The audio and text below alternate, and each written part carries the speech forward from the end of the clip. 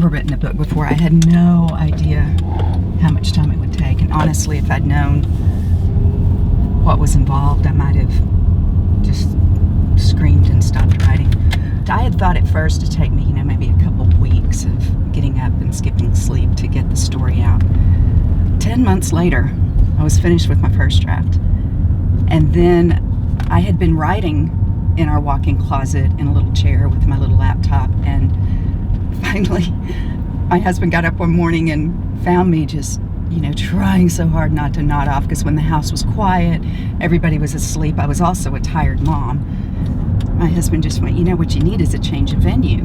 And I was like, yeah, where? He goes, well, maybe the coffee shop. I started kind of skipping around town because I didn't want to put anybody out too much or wear out my welcome, or, for them to be going, dang, this chick is here for hours at a time.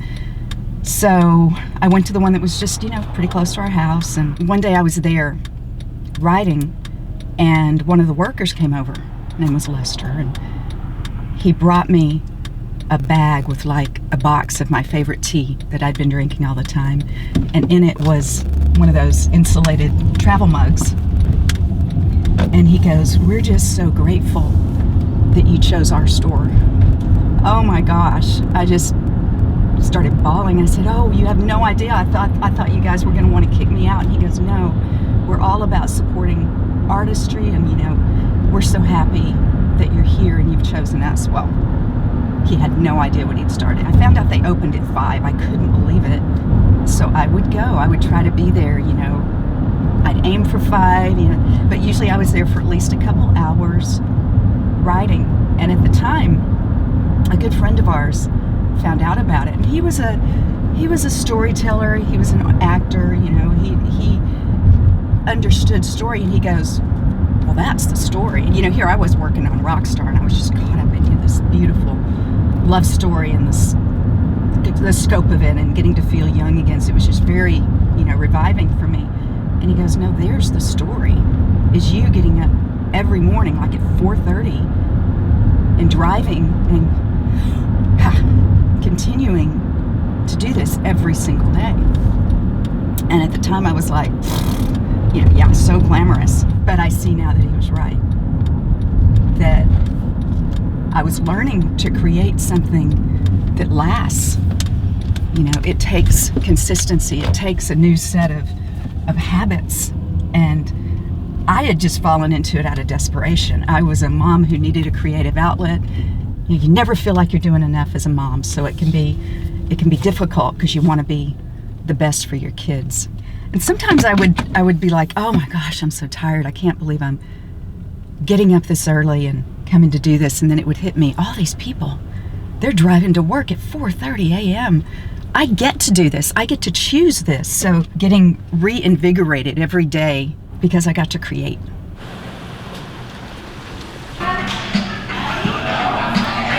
So, man, I'm having so many memories as I come in this morning. I just met a guy he's right there.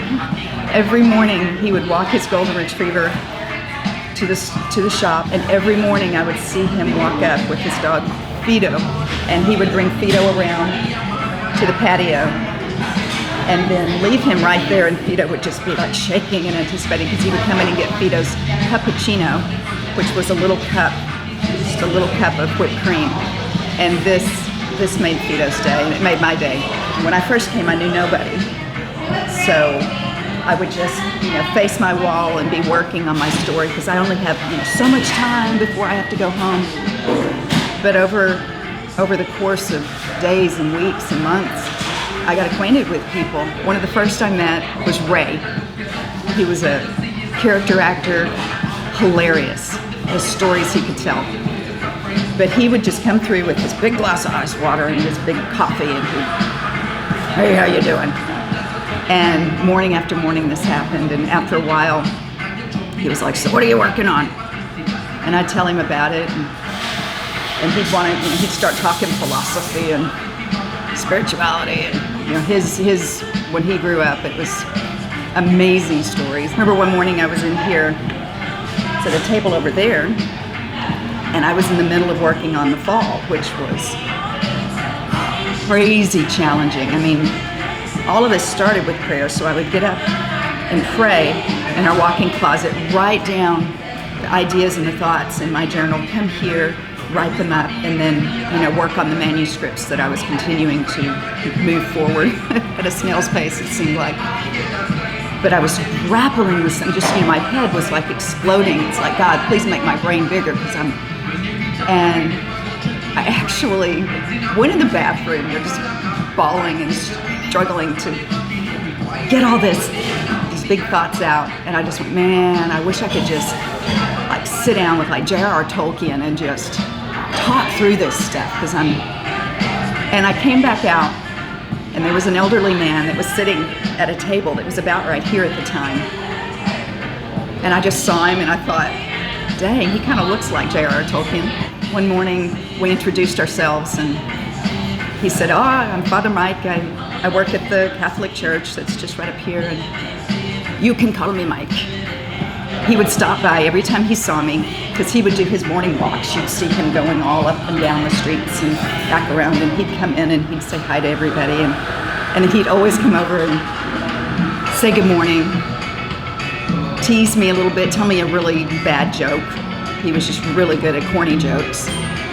And sometimes he would say, I see you over here deep in thought. I think I'm going to nominate you for sainthood. Just a few years later, when my husband's grandmother was toward the end of her life, he heard that she was passing, and he stopped everything that day, went and got his robes. We went and picked him up as a family, took him out to where she was living at the time, and we all as a family gathered around her bed, and he sang in Latin, he prayed over her, he told stories and actually made the kids laugh, because they were all fairly young at the time. The people here, the place, I got to know so many of them better than I probably knew people at church, because it was day in, day out.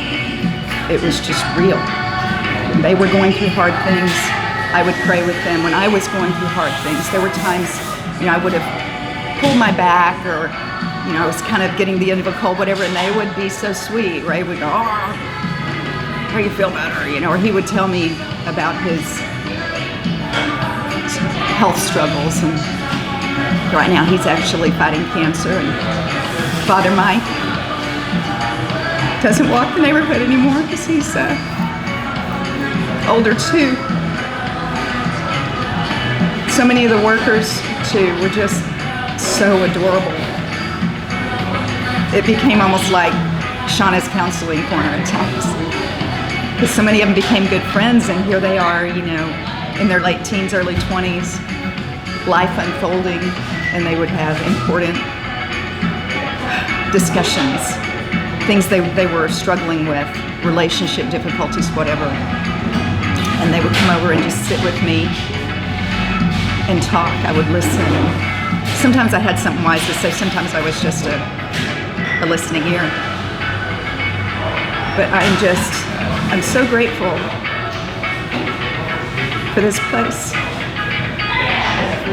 In every single book you will see, thank you to Starbucks for being my office space and my place to create. A crazy busy mom who needed just a little space to create and get her head together and go home and be a better wife and mom.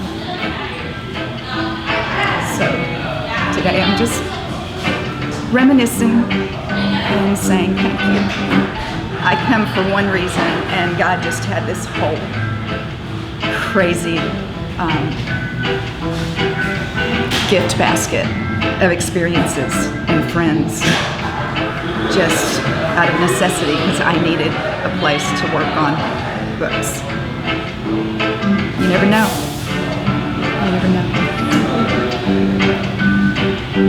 That's it.